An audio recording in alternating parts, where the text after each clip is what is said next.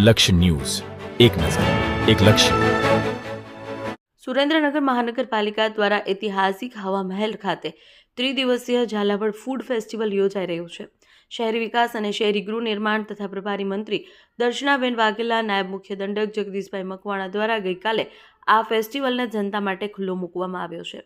આગામી તારીખ 21 ડિસેમ્બર 2025 સુધી સાંજે 4 થી રાત્રે 10 ડિસેમ્બર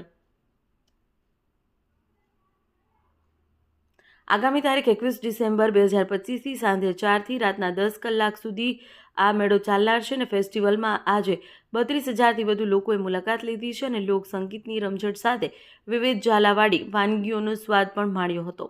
આ ફેસ્ટિવલમાં 22થી સ્ટોલ ધારકો આજે અંદાજિત 5 લાખથી વધુનો વેપાર કર્યો હતો. આ સર્વે સ્ટોલ ધારકોને અભિનંદન પાઠવતા મ્યુનિસિપલ કમિશનર ડોક્ટર નવનાથ ગુવાણે અને નાયબ મ્યુનિસિપલ કમિશનર કલ્પેશ ચૌહાણે શહેરીજનોના આ ફેસ્ટિવલમાં સહભાગી બની ઐતિહાસિક હવા મહેલને હેરિટેજ પેલેસ તરીકે વિકસાવવાની પહેલને સહકાર બદલ આભાર વ્યક્ત કર્યો છે.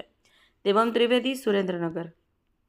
32,000થી પણ વધુ લોકોએ શહેરીજનોએ ફૂડ ફેસ્ટિવલની મુલાકાત લીધી તથા અવનવી વાનગીઓનો ટેસ્ટ માણ્યો છે. લોકો દ્વારા ખૂબ સારો પ્રતિસાદ આપવામાં આવ્યો છે. 22થી વધુ અત્યારે આપણા સ્ટોલ કાર્યરત છે.